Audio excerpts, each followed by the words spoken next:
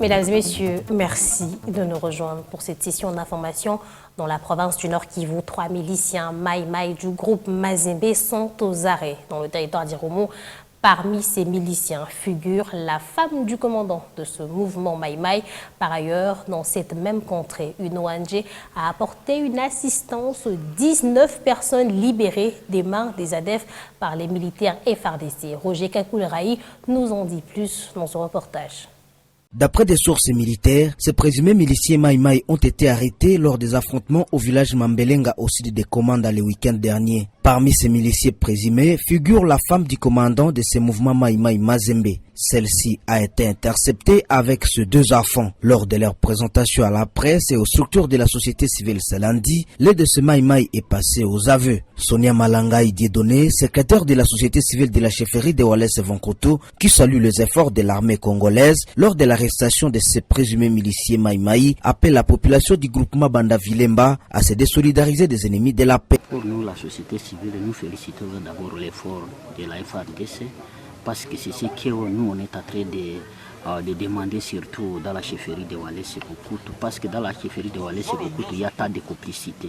La population elle-même est dans les mafias qui se passent dans la chefferie de Wallace Vankoto. C'est pour cela que nous encourageons d'abord l'armée pour cette mission. Il y a 3 Maï-Maï arrêtés, parmi eux il y a aussi des enfants, surtout des commandants Maï-Maï. Là, nous félicitons l'effort de la FARDC.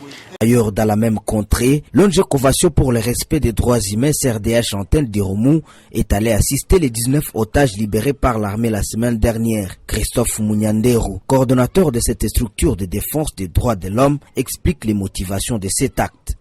C'est juste compatir avec eux.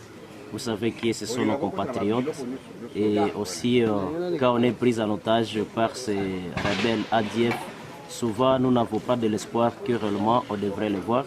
Voilà la première des choses, c'est un sentiment de satisfaction quand ils sont retournés. Mais aussi, vous savez, c'est juste pour accompagner nos forces armées de la République parce que depuis qu'ils sont ici, ils sont pris en charge par les forces armées de la République démocratique du Congo. Et nous aussi, comme la CRDH nous avions dit non nécessairement, nous devons accompagner les actions que mènent nos forces armées de la République, compatir cette souffrance qu'ils ont menée dans la brousse nécessairement. Nous devons aussi montrer ces courtoisies envers nos compatriotes.